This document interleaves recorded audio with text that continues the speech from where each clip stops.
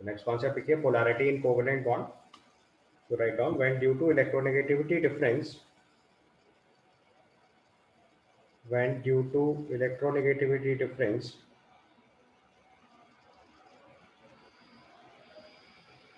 when due to electronegativity difference,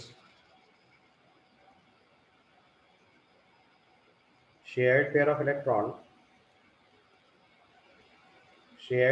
electron is pulled towards more electronegative element, is pulled towards more electronegative element, pulled towards more electronegative element,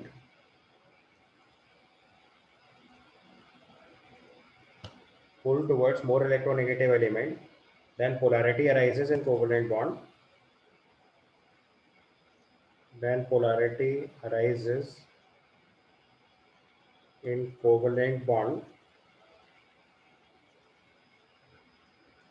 and such bond is known as polar covalent bond. And such bond is known as polar covalent bond. And such bond is known as polar covalent bond. अब जैसे example में देखो, अगर हमने HF का bond लिया, इसमें fluorine more electronegative element है, तो जो शेयर्ड पेयर ऑफ इलेक्ट्रॉन है वो फ्लोरीन की तरफ शिफ्ट हो जाएगा, तो उससे फ्लोरीन के ऊपर पार्शियल नेगेटिव और H के ऊपर पार्शियल पॉजिटिव चार्ज आ जाएगा, तो उसको हम लोग पोलर कोवलेंट बॉन्ड बोलेंगे.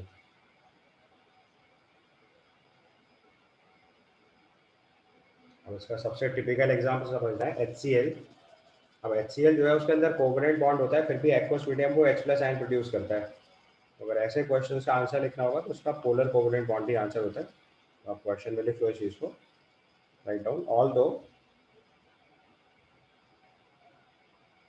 HCl have covalent bond,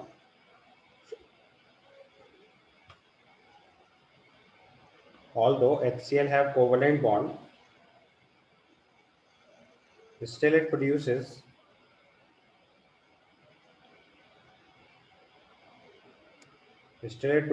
H+ ion in aqueous medium. Why?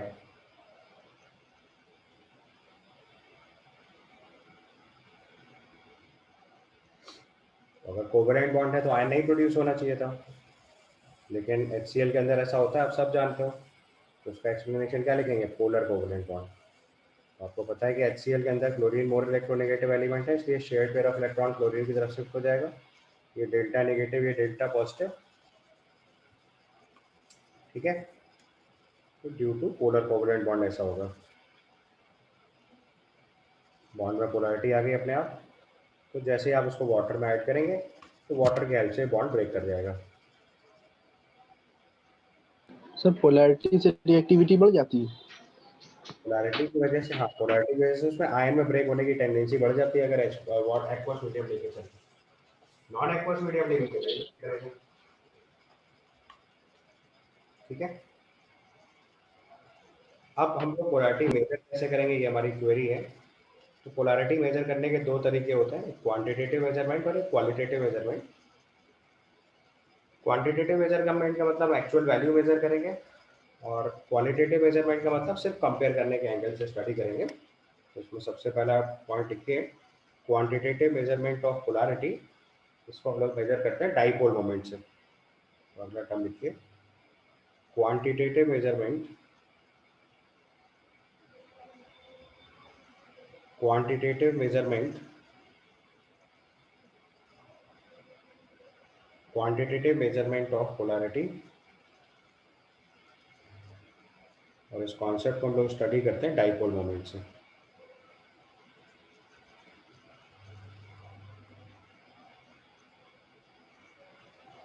Quantitative measurement of polarity, इसको हम लोग मेजर करते हैं डाइपोल मोमेंट से, ठीक है. तो आप देखो, अगर हम सबसे पहले आपको डाइपोल मोमेंट का बेसिक कॉन्सेप्ट समझाऊं, तो आप लोगों ने थोड़ा फिजिक्स में इस चीज़ को सीखा होगा. अगर हम एक प्लस क्यू चार्ज को एक माइनस क्यू चार्ज से एक स्मॉल डिस्टेंस d से सेपरेट करके रखें, तो इस असेंबली को बोला जाता है dipole. if a plus q charge is separated by its minus q charge with a small distance d, then it is referred as dipole. ठीक है, समझ आई बात? इस पॉइंट को लिख लीजिए. Dipole is a device, dipole is a device in which, या ऐसे लिखो, dipole is a arrangement in which, dipole is a arrangement in which a plus q charge is separated by minus q charge. Dipole is a arrangement in which a plus q charge is separated by minus q charge with a small distance d. Physics में यहाँ पे हम लोग 12 लेते हैं तो उनके derivation के एंगल से हेल्पफुल होता है. अदरवाइज स्मॉल डिस्टेंस डी पे अगर दो charges plus Q minus Q को सेपरेट करके रख दें तो इसको हम लोग डाइपोल बोलते हैं. अब जिन मॉलिक्यूल्स के अंदर पोलर कोवेलेंट बॉन्ड होता है वो सब हमारे नेचुरल डाइपोल की तरह काम करते हैं. अपने पॉइंट को लिख लीजिए. All the molecules having polarity in their bond, all the molecules having polarity in their bond acts as natural dipole. जैसे आप HCl का एग्जांपल देख लो, तो HCl में हाइड्रोजन के ऊपर पार्शियल पॉजिटिव और क्लोरीन पे पार्शियल नेगेटिव है तो वो नेचुरल डाइपोल की तरह काम कर रहा है.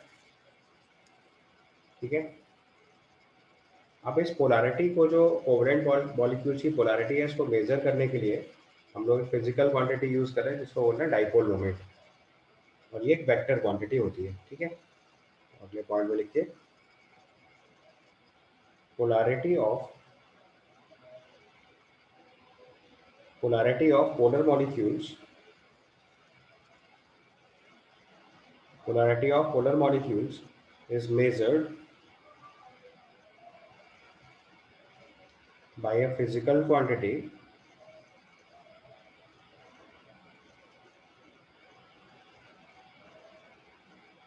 known as dipole moment. known as dipole moment. अब आप सब जानते हो कि डाइपोल मोमेंट जो है वो एक वेक्टर क्वांटिटी होती है.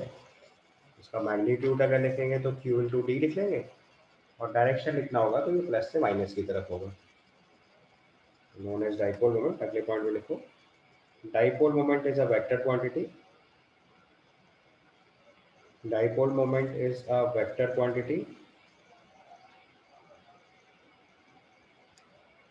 ठीक है, तो अगर इसका मैग्नीट्यूड लिखेंगे तो डाइपोल वेक्टर का जो मैग्नीट्यूड होगा that is q into D. ठीक है, और अगर इसका डायरेक्शन लिखना होगा तो जैसे हमने HCl मॉलिक्यूल लिया तो उस पर delta positive delta negative charge बन रहे हैं, तो उसका डाइपोल वेक्टर का जो डायरेक्शन बनेगा वो इस प्लस से माइनस की तरफ बनेगा.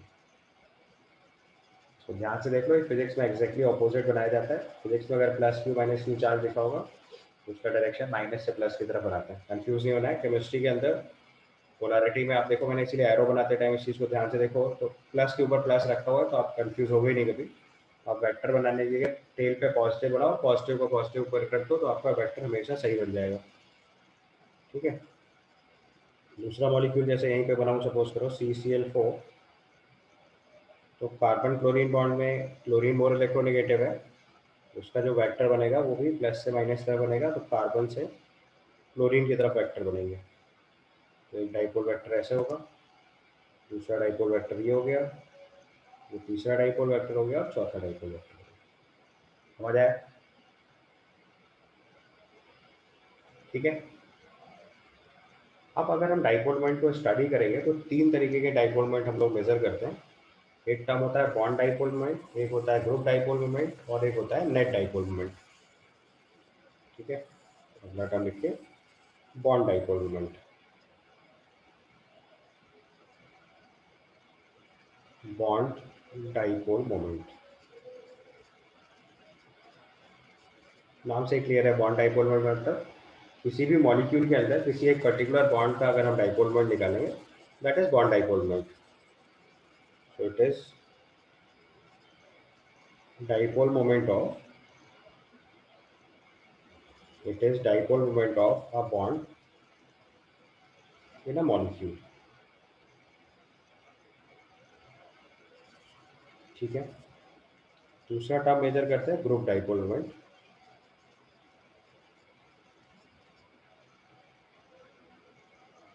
तो ग्रुप डाइपोल मोमेंट मतलब अगर किसी मॉलिक्यूल के अंदर आप दो एक से ज्यादा बॉन्ड्स का डाइपोल मोमेंट कैलकुलेट कर रहे हैं बट पूरे मॉलिक्यूल का नहीं कैलकुलेट कर रहे हैं, तो it is group dipole moment. So it is dipole moment of a group, it is dipole moment of a group, bracket में लिख सकते हैं more than one bonds in a molecule. और तीसरी वैल्यू जो हम लोग मेजर करते हैं that is called net dipole moment.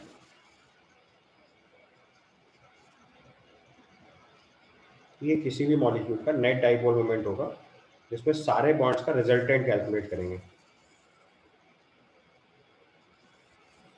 Net dipole moment लिखेंगे, it is resultant dipole moment, it is resultant dipole moment,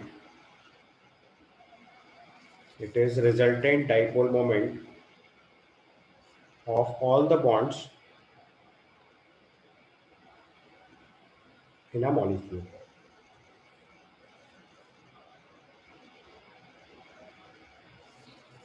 So it is resultant dipole moment of all the bonds in a molecule, तो ये net dipole moment हो गया।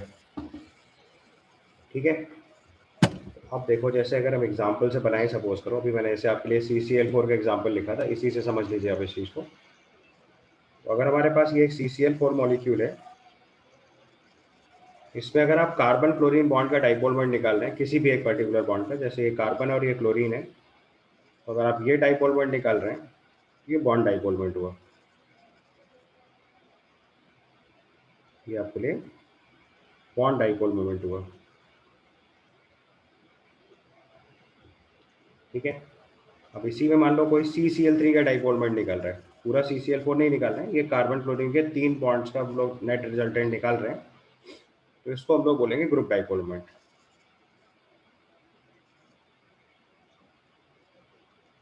इनका एक resultant vector बनेगा ऐसे, ये आपका ग्रुप डाइपोल मोमेंट हो गया। और अगर पूरे मॉलिक्यूल का डाइपोल मोमेंट लिखेंगे जो हमने बगल में बना रखा है, तो वो नेट डाइपोल मोमेंट हो गया। समझ में आई बात? ये आपके लिए हो गया ग्रुप डाइपोल मोमेंट।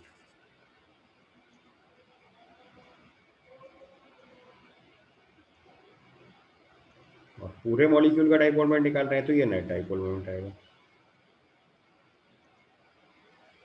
जैसे इस मॉलिक्यूल का अगर नेट डाइपोल मोमेंट निकालेंगे तो 0 आ जाएगा।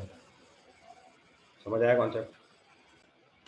नोट में लिखिए, it is possible for a molecule that it may have non zero bond dipole moment और group dipole moment, still net dipole moment of the molecule is 0। Because आपको पता है कि नॉन जीरो वेक्टर्स का सम 0 आ सकता है, नॉन जीरो वेक्टर्स का सम 0 आ सकता है। तो उसी ग्राउंड पे हमने लिखा कि किसी ये पॉसिबल है मॉलिक्यूल्स के अंदर उसका बॉन्ड डाइपोल मोमेंट या ग्रुप डाइपोल मोमेंट 0 हो, बट फिर भी net dipole bond dipole moment या group dipole moment non zero हो, फिर भी पूरा नेट डाइपोल मोमेंट 0 आ जाए। तो अभी हाइब्रिडाइजेशन में हमने जितनी भी रेगुलर ज्योमेट्रीज पढ़ी है उन सबके डाइपोल मोमेंट 0 आएंगे, क्योंकि मैंने आपको कॉन्सेप्ट बताया था कि हाइब्रिड ऑर्बिटल्स स्पेस में ऐसे ओरिएंट होते हैं कि उनमें मिनिमम रिपल्शन आए, ऑर्बिटल्स ऐसे ओरिएंट होंगे कि उनका मिनिमम रिपल्शन आ जाए। तो इसका मतलब कौन सा केस फेवर करेगा? जिसमें 0 डाइपोल मोमेंट बन रहा हो। तो जितनी भी रेगुलर ज्योमेट्रीज हमने हाइब्रिडाइजेशन के केस में पढ़ी थी उन सारे केसेस में नेट डाइपोल मोमेंट 0 आएगा। जैसे एग्जांपल से स्टार्ट करता हूँ। सबसे पहले ज्योमेट्री में देखो CO2, CO2 हमारी लीनियर ज्योमेट्री है, तो उसके देखो दोनों वेक्टर कैंसिल कर जाएंगे, sp हाइब्रिडाइजेशन है, दोनों वेक्टर एक दूसरे को कैंसिल कर रहे हैं, नेट डाइपोल मोमेंट 0। ठीक है, लेकिन कार्बन ऑक्सीजन दोनों bond dipole moment non zero value है, दो वेक्टर्स का सम 0 बन रहा है क्योंकि 180 डिग्री पे है। दूसरा एग्जांपल देखो, जैसे BF3 है, ट्रायंगुलर प्लेनर ज्योमेट्री, तीनों वेक्टर 120 डिग्री एंगल पे हैं, इनका भी नेट डाइपोल मोमेंट बनाएंगे तो जीरो आ जाएगा, तीनों वेक्टर एक दूसरे को कैंसिल कर देंगे। Three vectors at 120 degree, their resultant is zero. ठीक है। तीसरा मॉलिक्यूल, जैसे हमने टेट्राहाइड्रल ज्योमेट्री ली थी sp3 के केस में, लेट अस से CH4 ले लिया, ये आपकी टेट्राहाइड्रल ज्योमेट्री है, तो इसमें देखो चारों वेक्टर कैंसिल करेंगे।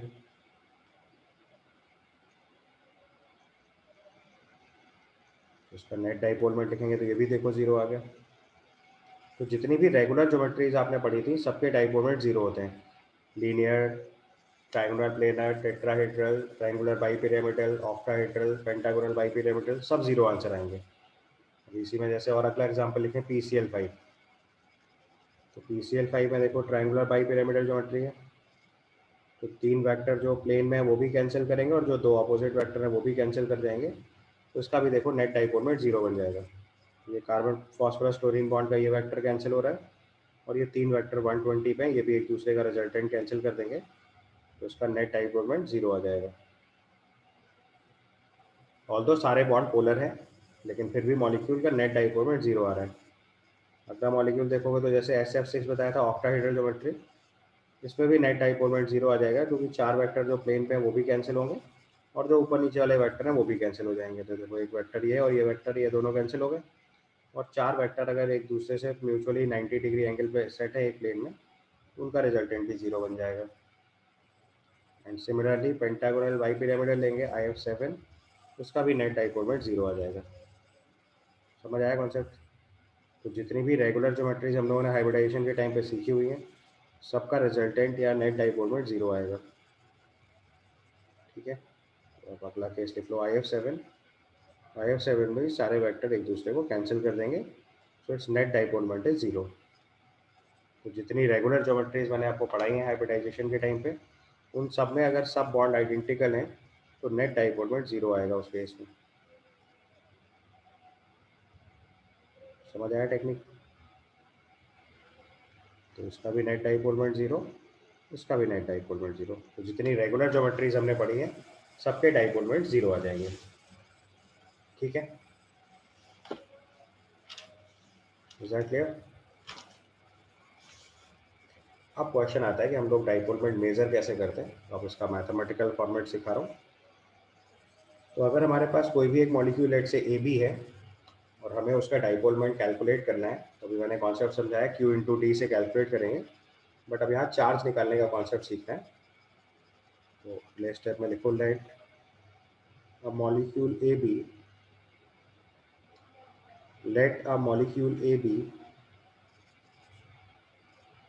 Is 100% ionic. तो अगर एक मॉलिक्यूल AB को हम लोग 100% आयनिक अज्यूम कर लेंगे, तो इस पे AB बॉन्ड है हमारे पास। अगर इसकी बॉन्ड लेंथ को हम लोग D एंगस्ट्रॉम अज्यूम कर, लेट से X एंगस्ट्रॉम अज्यूम कर लें, bond length is let's say angstrom, x angstrom, so let bond length is x angstrom। और जब ये आयनिक बॉन्ड बनेगा तो एक इलेक्ट्रॉन का चार्ज आपको पता है, तो चार्ज एक इलेक्ट्रॉन के बराबर का पॉजिटिव चार्ज और उसी के बराबर का नेगेटिव चार्ज क्रिएट होगा। तो जो चार्ज ऑफ इलेक्ट्रॉन होता है ये वैल्यू होती है 1.6 इंटू 10⁻⁻19 कूलम।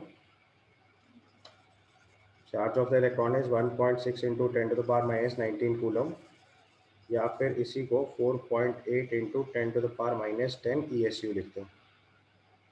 तो डिपेंडिंग अपॉन द यूनिट, अगर आपको ऐसा यूनिट चाहिए तो 1.6 इंटू 10⁻⁻19 कूलम लेंगे, और अगर आपको CGS यूनिट चाहिए तो 4.8 इंटू 10⁻⁻10 ESU यूज़ करेंगे। और ये जो बॉन्ड लेंथ हमारे पास है x एंगस्ट्रॉम, इसको हम लोग x इंटू 10⁻⁻8 सेंटीमीटर लिख सकते हैं। तो अब अगर हम इसका डाइपोल मोमेंट कैलकुलेट करेंगे म्यू, तो ये आ जाएगा Q इंटू डी। ठीक है। तो अब अगर हम इसका चार्ज लिखें 4.8 इंटू 10⁻⁻10 और डिस्टेंस हो गई x इंटू 10⁻⁻8 ESU सेंटीमीटर। ठीक है। तो अब आप ध्यान से देखो तो इस डाइपोल मोमेंट में इस डाइपोल मोमेंट में अगर आप सिंप्लीफाई करोगे तो ये वैल्यू आ जाएगी 4.8x इंटू 10⁻−18 ESU सेंटीमीटर। अब हर कैलकुलेशन में 10⁻−18 बार बार आएगा, तो यहाँ पे एक नई यूनिट डिफाइन कर दी जाती है जिसको बोलते हैं 1 डिवाइड, कैपिटल D से रिप्रेजेंट करते हैं। This is called 1 divide, this is unit of dipole moment. ठीक है, this is 1 divide DE by A. So 1 divide is equal to 1 into 10⁻−18 ESU centimetre. ये हमारा कन्वर्जन फैक्टर है। अगर कहीं पे भी डाइपोल मोमेंट लिखना होगा तो 10⁻−18 ESU सेंटीमीटर की जगह 1 डिवाइड रिपोर्ट कर देते हैं। ठीक है, अब इसी को अगर SI यूनिट में कन्वर्ट करना है तो दूसरा रिजल्ट भी लिख लीजिए। 1 डिवाइड जो आएगा this is equal to 3.33 into 10⁻−30 coulomb metre. तो CGS स्केल में ये डायरेक्टली 1 इंटू 10⁻−18 ESU सेंटीमीटर होता है, और SI स्केल में ये 3.33 इंटू 10⁻−30 कूलम मीटर होता है। ठीक है, तो अगर मॉलिक्यूल 100% आयनिक है तब तो यही फैक्टर आएगा, बट आपको पता है कि हम डाइपोल मोमेंट किसके लिए चेक कर रहे हैं, कोवेलेंट मॉलिक्यूल्स के लिए, तो 100% आयनिक तो होंगे नहीं, तो उनके अंदर कुछ ना कुछ पोलैरिटी कम होगी, क्योंकि पार्शियल पॉजिटिव पार्शियल नेगेटिव आता है, तो उसका मतलब इलेक्ट्रॉनिक चार्ज का कुछ पार्शियल चार्ज क्रिएट होगा डाइपोल मोमेंट के लिए। तो इससे हम दो चीज़ें कैलकुलेट करते हैं। तो अब हम लोग क्या करते हैं, अगर हम यहाँ से परसेंटेज आयनिक करेक्टर निकालना चाहते हैं तो अगला टर्म लिखेंगे परसेंटेज आयनिक करेक्टर। परसेंटेज आयनिक करेक्टर का मतलब कितने परसेंट पोलैरिटी है, that is percentage polarity,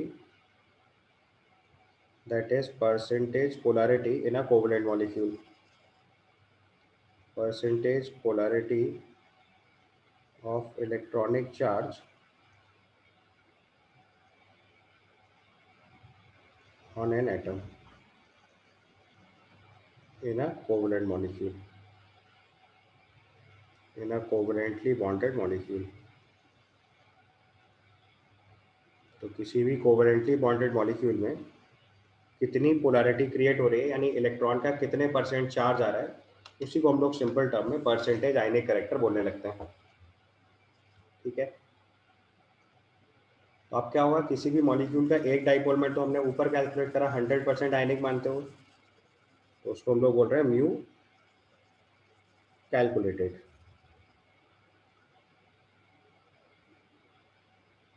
mu calculated assuming 100% आयनिक।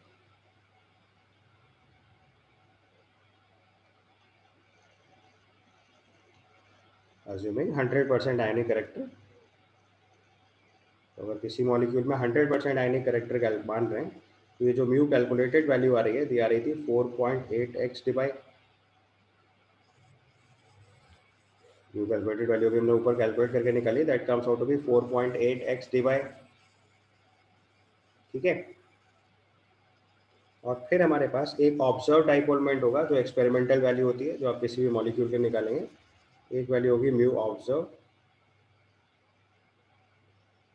ये आपकी एक्सपेरिमेंटल डाइपोल मोमेंट होगा।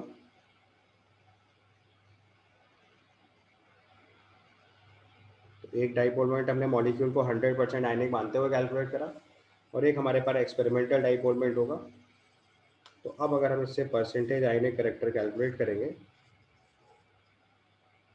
तो परसेंटेज आयनिक करेक्टर की वैल्यू आ जाएगी हमारे लिए mu observe upon mu calculated into 100, या फिर इसी को सिंपली लिखेंगे mu observe in the unit of divided by 4.8x, x आप बॉन्ड लेंथ ऑलरेडी एंगस्ट्रॉम में रिपोर्ट कर चुके हैं, इंटू 100। ये आपका परसेंटेज आयनिक करेक्टर निकालने का फॉर्मूला हो गया। किसी भी मॉलिक्यूल के अंदर कितने परसेंट आयनिक करेक्टर है, ये हम इस फॉर्मूले से कैलकुलेट कर लेंगे। ठीक है, डन।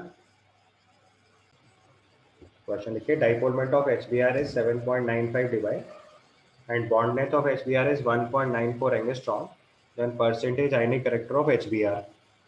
तो देखो, अगर हमें परसेंटेज आयनिक करेक्टर कैलकुलेट करना है, तो इसका ऑब्जर्व डाइपोल मोमेंट दिया हुआ है, which is 7.95 डिवाइड और एक इसका कैलकुलेटेड डाइपोल मोमेंट निकालना है विच इज 4.8 इंटू एक्स, और एक्स रखते हैं एंगस्ट्रॉम में, सो 4.8 into 1.94 into 100।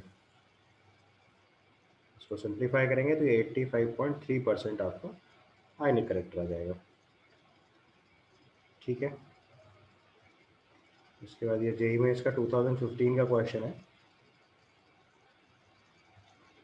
Here it is, molecule AB has a bond length of 1.617 angstrom and a dipole moment of 0.38 d. The fractional charge on each atom in ESU is, तो basically fractional charge निकालना है या percentage आयनिक character निकालना है, एक ही बात है, बस परसेंटेज की जगह फ्रैक्शन रिपोर्ट करना है।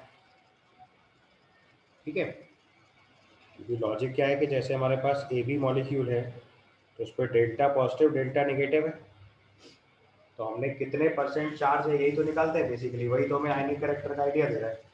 तो परसेंटेज आयनिक करेक्टर कैलकुलेट करना या fractional charge on each atom calculate करना एक ही बात होती है।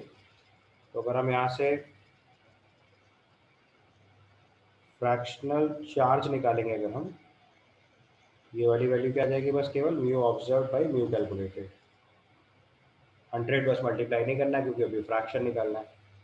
तो ऑब्जर्व डाइपोल मोमेंट दे रखा है 0.38 डिवाइड, और कैलकुलेटेड डाइपोल मोमेंट निकालेंगे तो ये आ जाएगा 4.8 इंटू एक्स विच इज 1.617।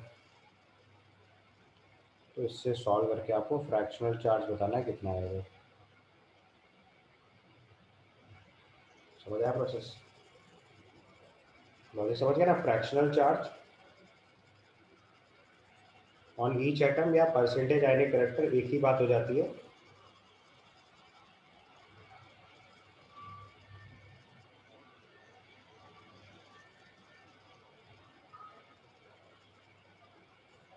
ठीक है,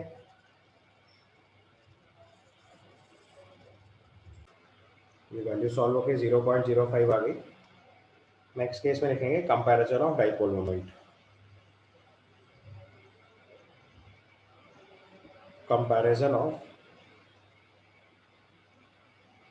dipole moment.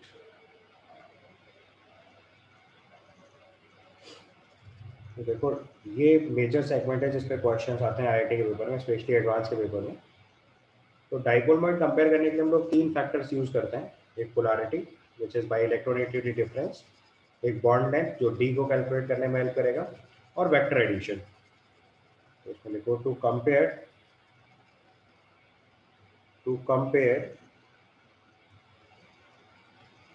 dipole moment to compare dipole moment, we'll compare with to compare dipole moment, take care of polarity, क्योंकि सबका रिजल्टेंट चेक करना होता है। तो polarity will be check by electronegativity difference,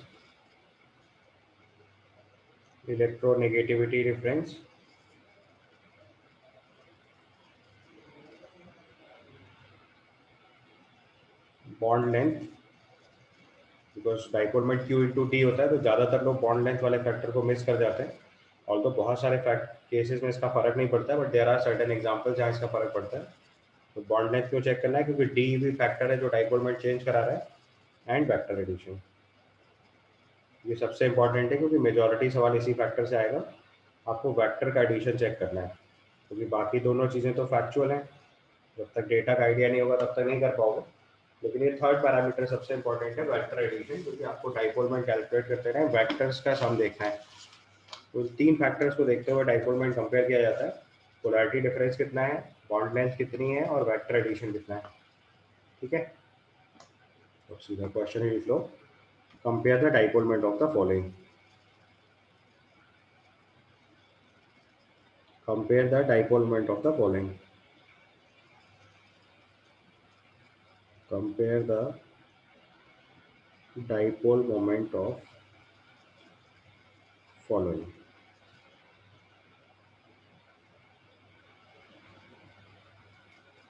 ठीक है, हमारे पास क्वेश्चन है compare the dipole moment of the following.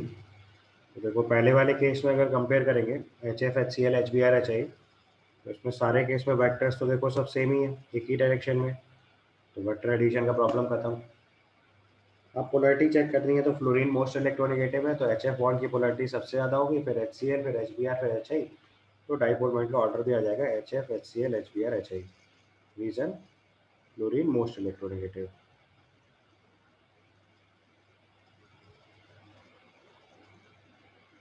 ठीक है, समझ गया। अगला केस देखो, एक इंपॉर्टेंट सवाल है, CH3F, CH3Cl, CH3Br, CH3I। तो पहले तो देखो H के साथ बॉन्ड था तो पोलैरिटी डिफरेंस ही मेजर डोमिनेटिंग फैक्टर था, बट अब बॉन्ड कार्बन के साथ है तो CF bond length, CCl bond length, CHBr bond length and CI bond length important हो जाएगा। क्योंकि अगर आप ध्यान से देखोगे तो इन दिस केस, अगर आप ध्यान से देखोगे तो in this case vector addition तो सबका ही सेम हो गया, क्योंकि CH3F, CH3Cl, CH3Br, CH3I। तो CH3 बॉन्ड तो सब में सेम है, मतलब वो ग्रुप डाइपोल मोमेंट तो सबका कॉमन है। आपको केवल कंपेयर कितना करना गया, CF, CCl, CBr, CI bond.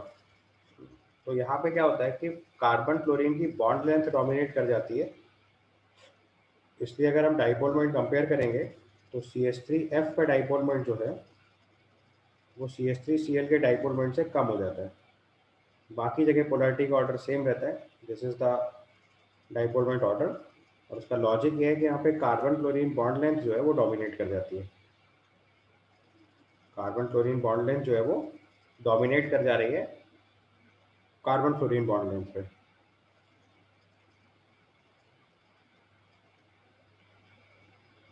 तो यहाँ polarity no doubt carbon fluorine bond की ज़्यादा होगी, बट नेट डाइपोल मोमेंट अगर हम कंपेयर करेंगे तो CH3Cl का ज़्यादा आता है। तो ये एक इंपॉर्टेंट एग्जाम्पल है, तो आपको सीधे लर्न कर लेना है, dipole moment of CH3Cl is more than that of CH3F।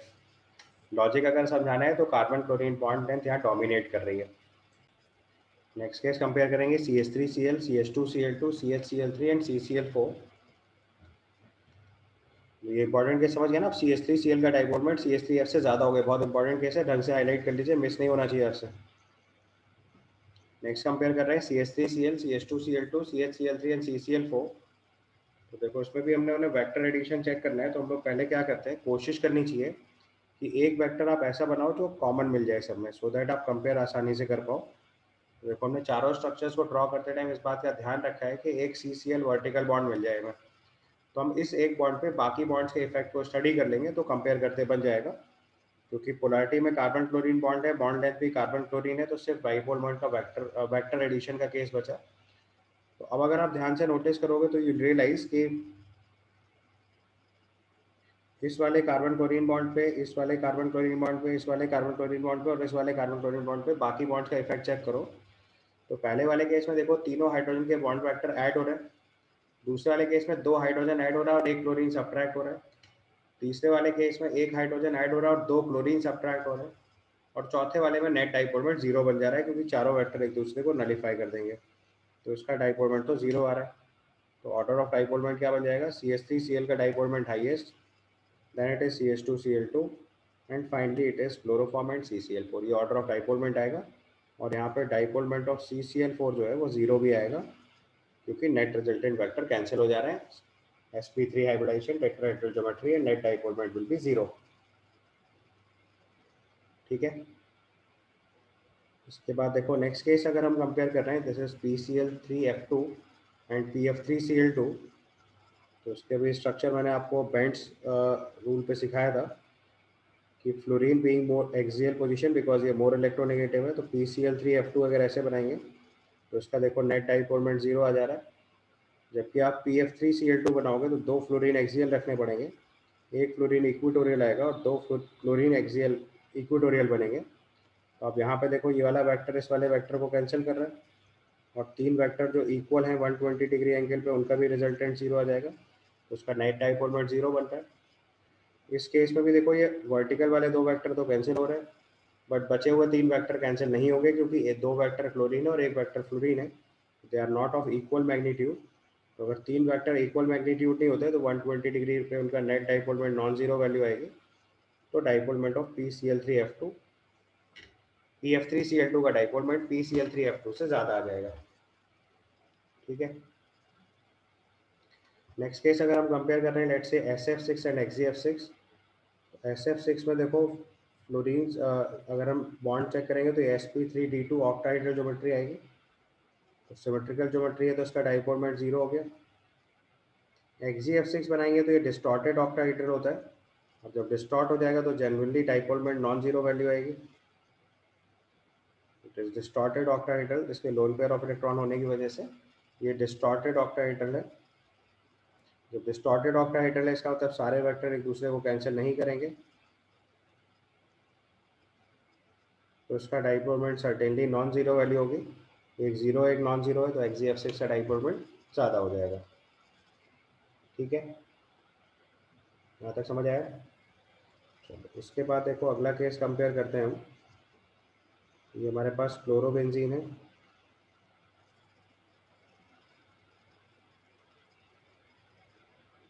जिसमें सॉरी डाइक्लोरोबेंजीन है, जिसमें हमने पहले 2 Cl ऑपोजिट लगाए, फिर 2 ऑर्थो पे अप्लाई करें, 2 मेटा पे अप्लाई करेंगे।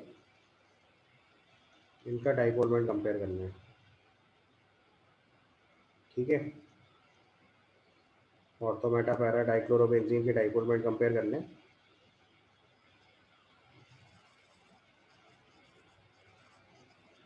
तो यहाँ पे भी देखो सेम लॉजिक है, पहले दोनों वेक्टर एग्जैक्टली कैंसिल कर जाएंगे तो इसका डाइपोल मोमेंट तो 0 आ जाएगा। ये 2 वेक्टर्स देखिए 60 डिग्री एंगल पे है तो इसका रिजल्टेंट वेक्टर से ज़्यादा आएगा। और इस वाले केस में सॉरी यहाँ पे Cl कर लीजिएगा, और यहाँ पे ये दोनों वेक्टर 120 डिग्री पे हैं, तो आपको पता है कि अगर 2 वेक्टर 120 डिग्री पे अप्लाई करेंगे तो उसका जो रिजल्टेंट वेक्टर बनेगा वो एक वेक्टर के बराबर होगा। तो डाइपोल मोमेंट ऑफ जो ऑर्थोक्लोरोबेंजीन है वो सबसे ज़्यादा हो जाएगा, मेटा वाला उससे कम, और पैरा वाला सबसे कम हो जाएगा। समझ आएगी टेक्निक? तो अगर हम ऑर्डर ऑफ डाइपोल मोमेंट लिखेंगे तो ये रिजल्ट आएगा आपका।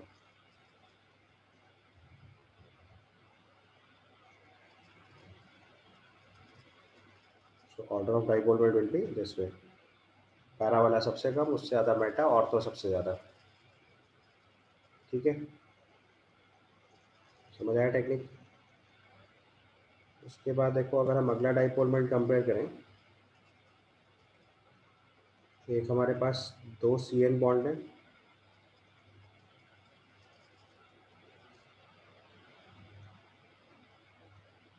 और 2 उसमें SH बॉन्ड लगा दो। तो इस केस में भी देखो Cn तो लीनियर बॉन्ड होगा तो उसका डाइपोल मोमेंट 0 बन जाएगा, बट जब आप SH लिखोगे तो it won't be a linear bond, क्योंकि सल्फर के पास लोन पेयर ऑफ इलेक्ट्रॉन होंगे, इसका sp3 कैरेक्टर होगा तो ऐसे 2 लोन पेयर इसके पास होंगे। सिमिलरली ये H होगा और इसके पास भी 2 लोन पेयर होंगे, तो नेट डाइपोल मोमेंट कैंसिल नहीं हो पाएगा, क्योंकि सल्फर हाइड्रोजन का जो वेक्टर है उसका रिजल्टेंट एक दूसरे को कैंसिल नहीं कर रहा होगा।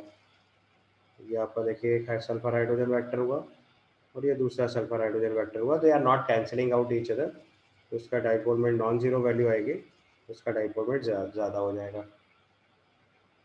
ठीक है, समझ आया कॉन्सेप्ट?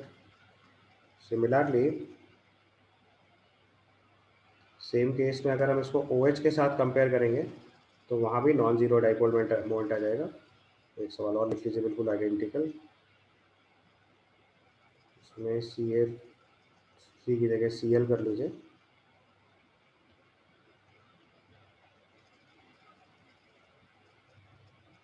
और यहाँ SH की जगह अगर आप OH कर देंगे तो भी सेम सिनेरियो रहेगा।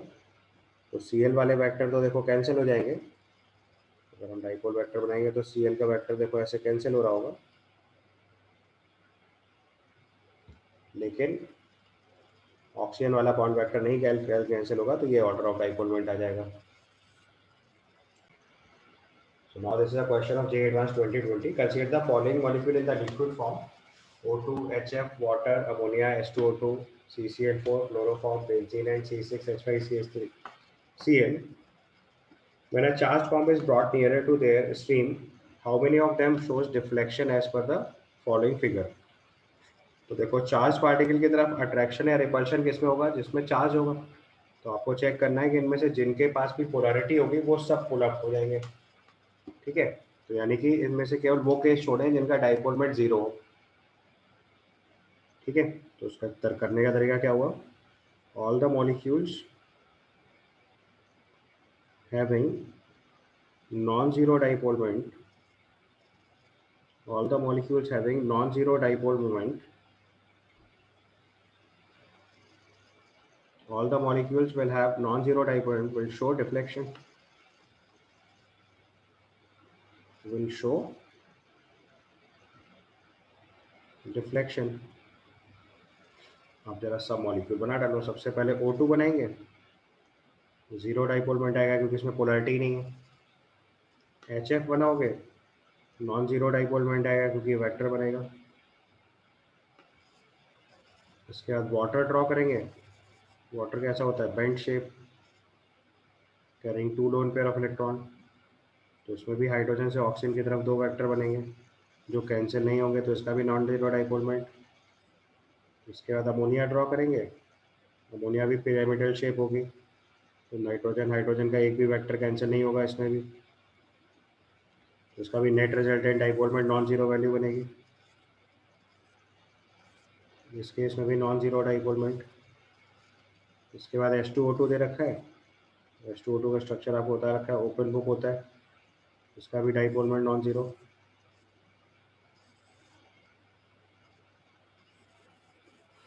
इसके बाद अगला केस है आपके पास CCl4. ये आपकी रेगुलर ज्योमेट्री है, तो इसका डाइपोल मोमेंट जीरो आ जाएगा क्योंकि tetrahedral geometry all vectors will be cancelled.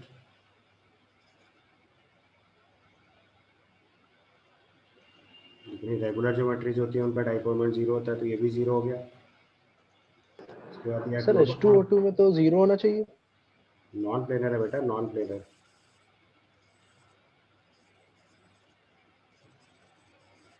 तो दिस इज CHCl3. दो वेक्टर एक लाइन में होते हैं तो कैंसिल होते हैं ना, लाइन ऑफ एक्शन में अच्छा cancel सर. होते हैं. अब इसमें चेक करेंगे तो देखो ये तीन वेक्टर हैं और चौथा वेक्टर उसका आइडेंटिकल नहीं है, तो इसका मतलब कैंसिल नहीं होगा, तो इसका भी डाइपोल मोमेंट नॉन जीरो आएगा. इसके बाद आया बेंजीन. बेंजीन आपका देखो सिमेट्रिकल ज्योमेट्री है, इसका डाइपोल मोमेंट जीरो आ जाएगा. और फिर क्लोरोबेंजीन. क्लोरोबेंजीन में कार्बन क्लोरीन बॉन्ड में पोलैरिटी आ जाएगी, तो इसका डाइपोल मोमेंट नॉन जीरो आएगा. ठीक है. तो क्वेश्चन में पूछा है, when a charge bomb is brought nearer to the following stream, how many of them show deflection as per the following figure. तो डिफ्लेक्शन किसमें आ जाएगा? जिसमें भी नॉन जीरो डाइपोल मोमेंट है. एक, दो, तीन, चार, पाँच और छः. आंसर इसका हो जाएगा 6. ठीक है. ग्लोबल की वजह से नोट लिखिए ध्यान से, क्योंकि हम लोन पेयर के साथ अगर डाइपोल मोमेंट कंपेयर करेंगे तो एक स्टैंडर्ड रूल फॉलो करना होता है. So write down, while calculating the dipole moment due to lone pair of electron is not considered. While calculating the dipole moment due to lone pair of electron is not considered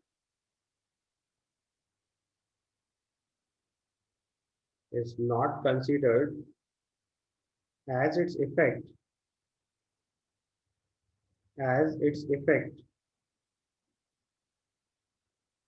is already included, as its effect is already included, as effects is already included in the form of bond angle,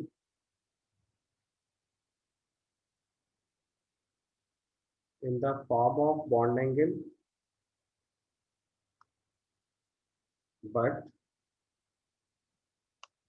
while comparing the dipole moment, but while comparing the dipole moment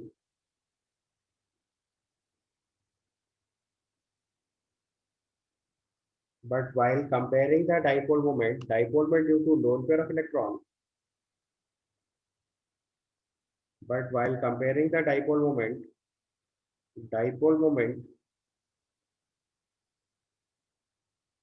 due to lone pair of electron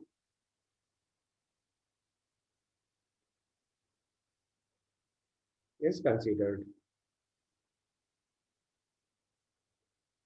ये बात समझ में आई आपको?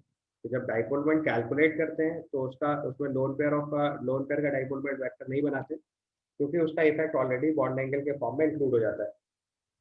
लेकिन जब हम dipole moment compare करते हैं तो हम स्टैंडर्ड ज्योमेट्री बनाते हैं, तो हम बॉन्ड एंगल से उस चीज़ को कंपेयर नहीं कर पाते हैं, इसलिए हम डाइपोल जो वेक्टर है लोन पेयर का वो बना लेते हैं। अब जो लोन पेयर का डाइपोल मोमेंट है वो बॉन्ड पेयर के डाइपोल मोमेंट से ज़्यादा होता है, और उसका रीज़न ये है कि जो लोन पेयर ऑफ इलेक्ट्रॉन है वो एक न्यूक्लियस के इन्फ्लुएंस पे है, जबकि बॉन्ड पेयर ऑफ इलेक्ट्रॉन जो है वो दो न्यूक्लियस के इन्फ्लुएंस पे है। तो ये पॉइंट और ऐड कर लीजिए अगले स्टेटमेंट में, ये आपका फर्स्ट पॉइंट हो गया। अब ऐसा क्यों हुआ, अगर इसका एक्सप्लेनेशन भी लिखना है तो अगले पॉइंट पे लिखिए। Dipole moment due to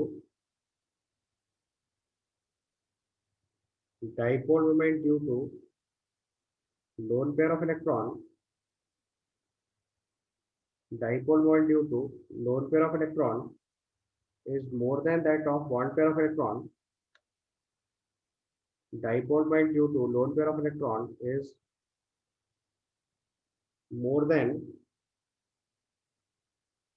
that of bond pair of electron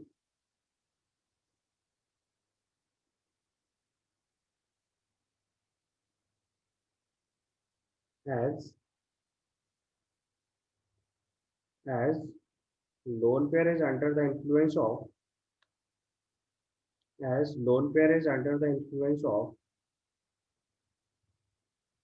as lone pair is under the influence of a single nucleus,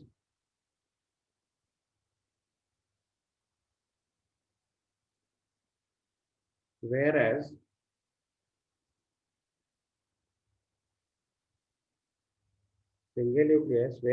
bond pair of electron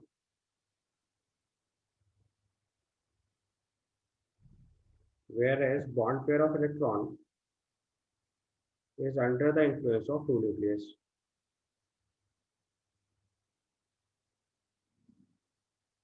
Is under the influence of two nucleus. तो जो एक single nucleus के influence में होगा वो loosely bonded electron pair होगा, और जो दो न्यूक्लियस के बीच में बॉन्डेड होगा वो टाइटली बॉन्डेड होगा। तो डाइपोल वेक्टर हमेशा बॉन्ड पेयर का लोन पेयर से कम रहेगा। ठीक है, अब इस बात को जरा ज्योमेट्रिकली समझ लीजिए। तो सपोज करो हमें वाटर का डाइपोल मोमेंट कैलकुलेट करना है, तो वाटर में दो लोन पेयर है, तो वाटर के लोन पेयर रिपल्शन की वजह से ये बॉन्ड एंगल अपने आप घट के 104.5 डिग्री हो गया। अब ये 109 डिग्री 28 मिनट बचे ही नहीं। तो अब अगर हम यहाँ पे इसका डाइपोल मोमेंट लिखेंगे तो एक वेक्टर ये है और दूसरा वेक्टर ये है, तो इसका वेक्टर म्यू मान लें और इसका वेक्टर भी म्यू मान लें। तो आपको पता है रिजल्टेंट वेक्टर कैसे लिखा जाता है, under root of μ1 square plus μ2 square plus 2 μ1 μ2 cos theta, ऐसे डील करते हैं।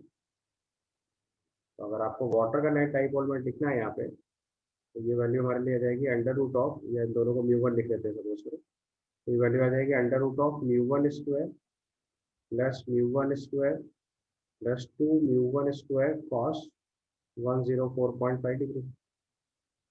यहाँ से सॉल्व करेंगे तो देखो लोन पेयर का इफेक्ट अपने आप इंक्लूड हो गया, क्योंकि आपने लोन पेयर का जो बॉन्ड एंगल कम करने का फैक्टर है वो ऑलरेडी कंसीडर कर लिया। तो जब आप यहाँ पे डाइपोल मोमेंट कैलकुलेट करेंगे तो लोन पेयर का वेक्टर बनाने की जरूरत नहीं है, क्योंकि उसका इफेक्ट ऑलरेडी जो cos 109 डिग्री 28 मिनट लिखना चाहिए था उसको हमने cos 104 डिग्री कर दिया है। तो जो लोन पेयर का डाइपोल मोमेंट पे इफेक्ट आना था वो इंक्लूड हो गया आपके यहाँ पे। तो जब आप डाइपोल मोमेंट कैलकुलेट करते हैं तो लोन पेयर का वेक्टर बनाने की जरूरत नहीं होती है, लेकिन जब हम डाइपोल मोमेंट कंपेयर करते हैं तब इसकी जरूरत पड़ती है। ये चीज समझ गया ना। तो अगर हम लोग इसको सिंप्लीफाई करेंगे तो ये वैल्यू आ जाएगी √2 μ1 into under root of 1 plus cos 104.5 degree. ये आपका रिजल्टेंट वेक्टर बन जाएगा वाटर के डाइपोल मोमेंट के लिए। ठीक है, तो यहाँ पे no need to draw dipole vector of lone pair. तो जब आप डाइपोल मोमेंट कैलकुलेट करेंगे किसी भी मॉलिक्यूल के लिए तो लोन पेयर का वेक्टर बनाने की जरूरत नहीं होती है, क्योंकि उसका इफेक्ट ऑलरेडी बॉन्ड एंगल के फॉर्म में इंक्लूड हो जाता है।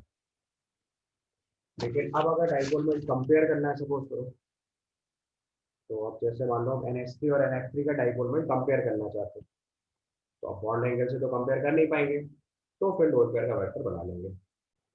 तो क्वेश्चन लिखिए, compare the dipole moment of the following, और हम डाइपोल मोमेंट NH3 और NF3 का कंपेयर कर रहे हैं। तो देखो NH3 और NF3 का स्ट्रक्चर बनाओगे, तो यहाँ पे देखो ये तीन वेक्टर्स ऐसे होंगे जो एडिटिव नेचर के हों, और लोन पेयर चूंकि इलेक्ट्रॉन है तो नाइट्रोजन को पॉजिटिव कंसीडर करेंगे, तो ऐसे चार वेक्टर बनेंगे। तो in this case all four vectors are additive in nature. जबकि यही चीज आप NF3 के केस में चेक करोगे, तो यहाँ देखो नाइट्रोजन मोर इलेक्ट्रो पॉजिटिव हो जाएगा, फ्लोरीन मोर इलेक्ट्रोनेगेटिव है, तो वेक्टर नाइट्रोजन से फ्लोरीन की तरफ बनेंगे। और एक वेक्टर देखो ये लोन पेयर का ऊपर की तरफ जा रहा है। अब देखो ये जो वेक्टर है वो कैंसिल कर रहे हैं तीनों वेक्टर्स के इफेक्ट को, तो डाइपोल मोमेंट ऑफ NH3 जो है वो ज्यादा हो जाएगा। तो अब देखो यहाँ कंपेयर करने में लोन पेयर का वेक्टर बनाने में हेल्पफुल हुआ, और आप आसानी से आंसर बता पाओगे। समझ आया टेक्निक? तो यही देखो अगला क्वेश्चन ले लेने हम, जो सपोज करो NH3 और वाटर कंपेयर कर रहे हैं। जैसे we are comparing NH3 and water, तो भी सेम लॉजिक है। अब आप देखो NH3 के लिए तीन वेक्टर बना लो एक लोन पेयर, सिमिलरली वाटर के लिए इस चीज को ड्रॉ कर दो, तो वाटर के केस में दो लोन पेयर वेक्टर होंगे।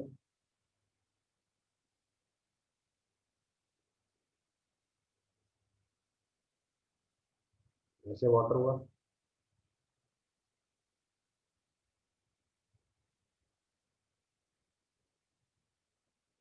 ठीक है। आप देखो आपको पता है कि लोन पेयर का डाइपोल मोमेंट बॉन्ड पेयर से ज्यादा होता है, तो वाटर के केस में देखो दो लोन पेयर वेक्टर ऐड हो रहे हैं, तो उसका रिजल्टेंट वेक्टर ज्यादा बनेगा। बॉन्ड पेयर के वेक्टर तो वैसे ही कंसीडर नहीं करे जाते, वो वेक्टर तो कम ही वैल्यू बनाएंगे। तो लोन पेयर का डाइपोल मोमेंट बॉन्ड पेयर से ज्यादा है, इसलिए बॉन्ड पेयर का इफेक्ट बहुत कंसीडर नहीं करेंगे।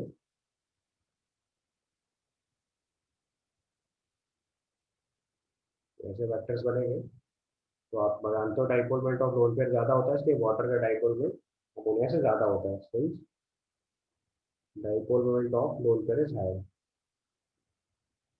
Dipole moment of lone pair is more. तो लोन पेयर का डाइपोल मोमेंट ज्यादा है, इसलिए वाटर का डाइपोल मोमेंट अमोनिया से ज्यादा कंसीडर करेंगे। समझ आया कॉन्सेप्ट?